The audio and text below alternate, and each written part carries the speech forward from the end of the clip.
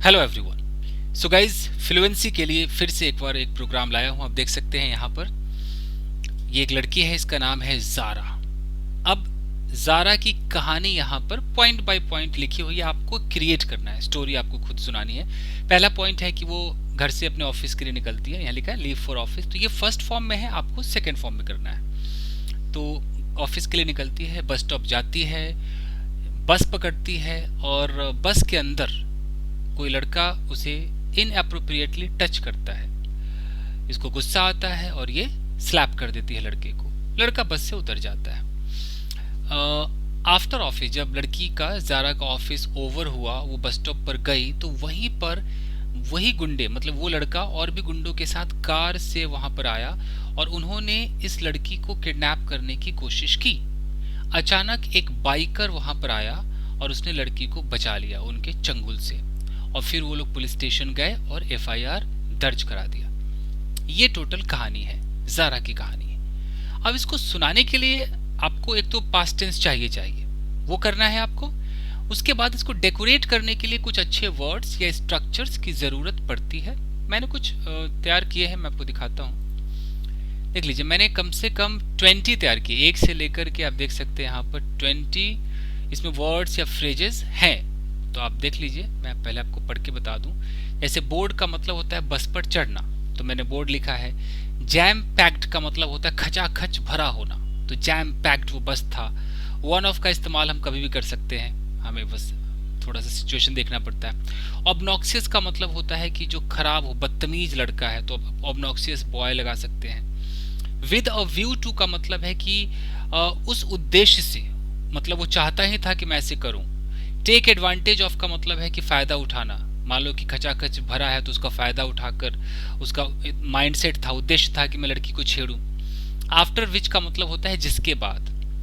Comprehend का मतलब होता है उस चीज को समझ लेना। अनएथिकल इंटेंशन का मतलब होता है कि अनैतिक, जिसकी क्या बोलते हैं, मनोदशा, जो उसकी चाहत हो। इंटेंशन की हिंदी में क्या बताऊं, जो I don't know the Hindi of intention, याद ही नहीं आ रहा। इरादा, हाँ इरादा हो सकता है कि उसका अनएथिकल इरादा था। इन नो टाइम का मतलब है कि बिल्कुल तुरंत ही, in no time.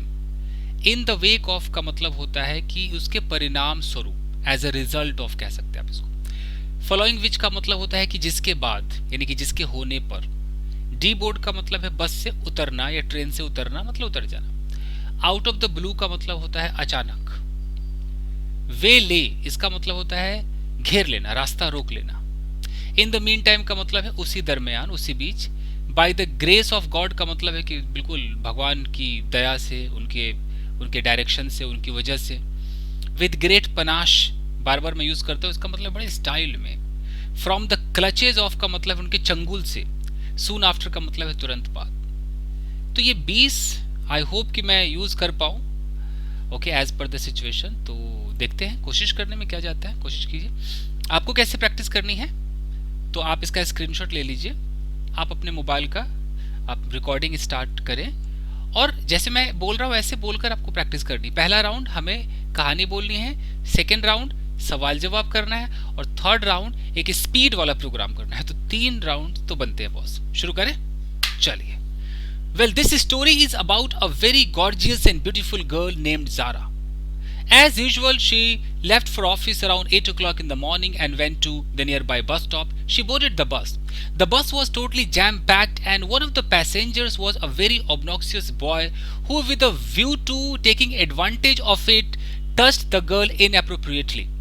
After which, the girl comprehended the unethical intention of the boy and in the wake of it, she slapped the boy tightly. After which, the boy deboarded the bus. And in the evening, when Zara completed her work and when office was over, she went to the bus stop in order to come back to her home. Out of the blue, a car came and waylaid Zara. Some obnoxious boys came out of the car and tried to kidnap her. In the meantime, by the grace of God, a biker came over there and saved Zara from the clutches of those obnoxious boys. And soon after, they went to the nearby police station in order to lodge an FIR. हो गया खत्म। I believe कि मैंने सब कुछ use कर लिया होगा, आप पेपर चेक कर लीजिएगा। ओके, मैंने इन ऑर्डर टू भी लगा दिया जो मैंने लिखा नहीं था। तो इस तरीके से हमने स्टोरी को बोला। अब है कि इस पर सवाल और जवाब हम कैसे करेंगे, कोशिश करते हैं। So what is the name of this girl?